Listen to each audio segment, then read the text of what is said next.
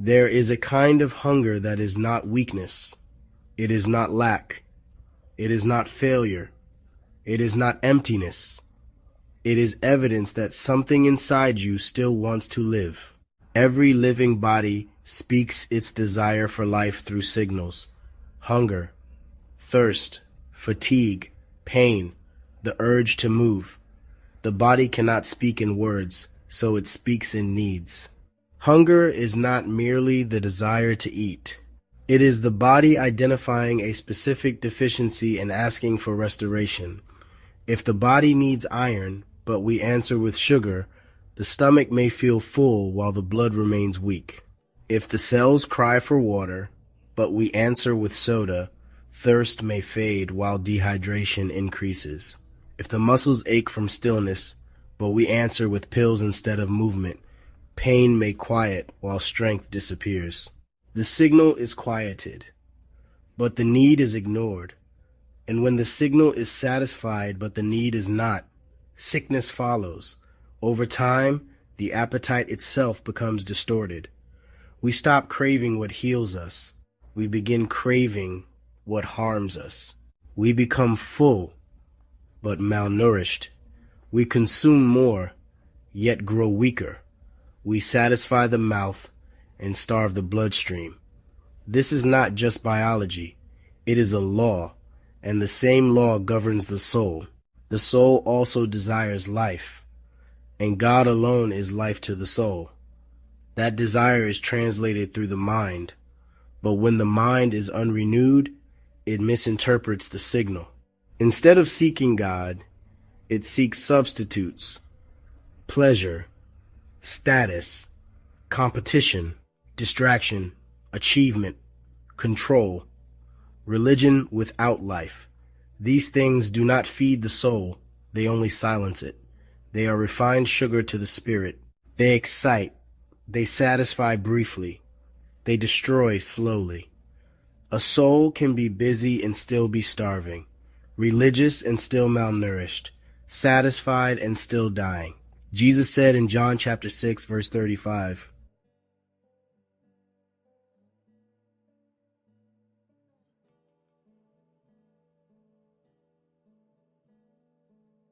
not a memory, not a system, not a tradition. Life. Bread is simple. Bread is basic. Bread is daily. Sugar is different. Sugar is artificial energy. A quick rise, a fast crash, a cycle of craving. Bread builds strength. Sugar steals it. Bread heals slowly. Sugar excites quickly. Bread sustains life. Sugar only imitates it. In the natural world, much of what we eat is no longer whole. It is processed, hybridized, engineered, stripped of nutrients while promising fullness. We eat more than ever, yet disease increases, fatigue increases, anxiety increases, weakness increases. We are full, but not fed. We are stimulated, but not strengthened. We are entertained, but not restored. Spiritually, the same thing has happened.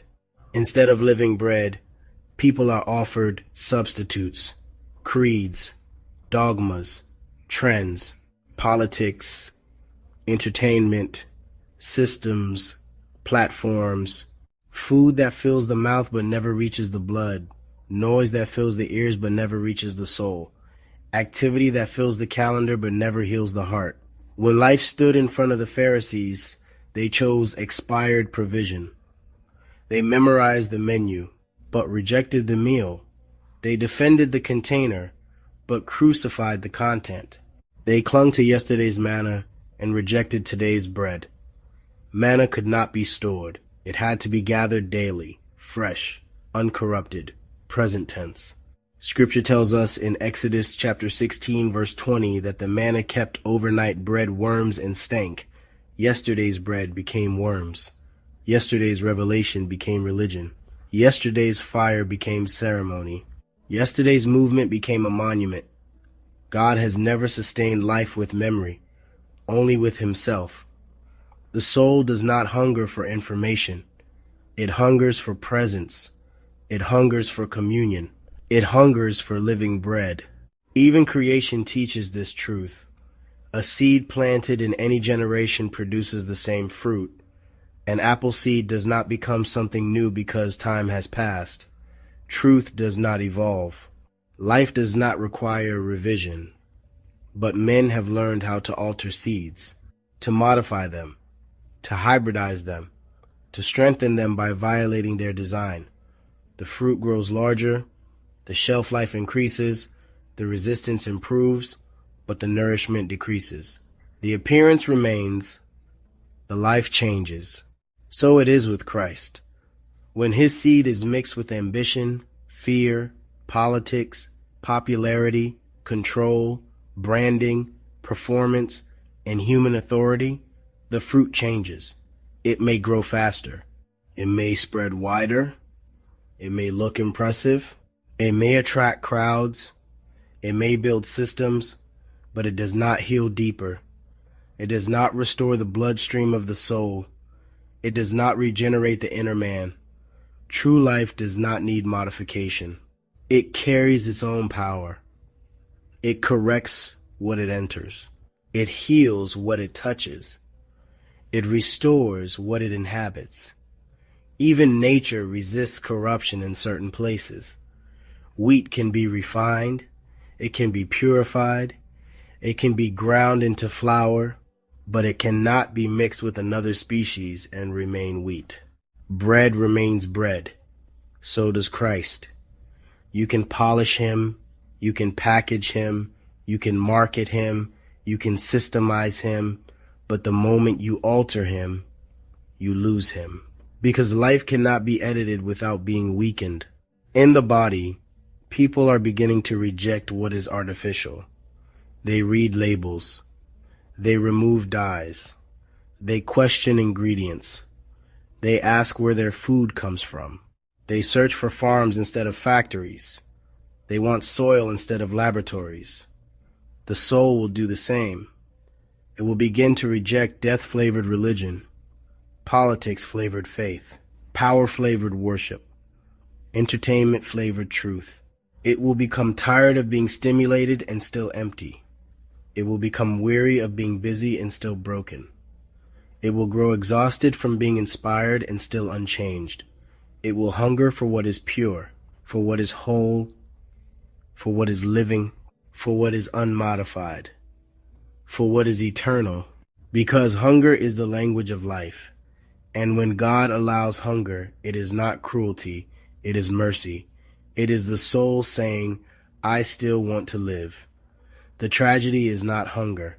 The tragedy is learning how to silence it without answering it, to medicate it, to distract it, to entertain it, to schedule it, to religiously manage it, to organize it, to preach around it, to sing over it, to shout through it, to live full of substitutes and die empty of life. So the question is not whether we are eating. The question is what?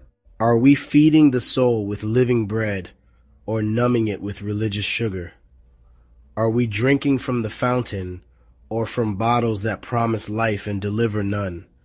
Are we training our appetite to crave truth or training it to tolerate poison? Jesus said in Matthew chapter 5, verse 6,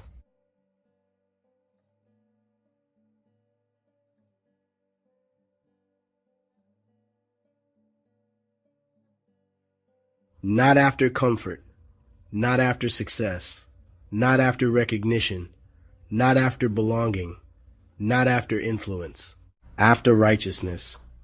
For they shall be filled, not entertained, not distracted, not numbed, not managed, filled, strengthened, restored, stabilized, alive. Because the hunger God allows is the hunger that saves lives.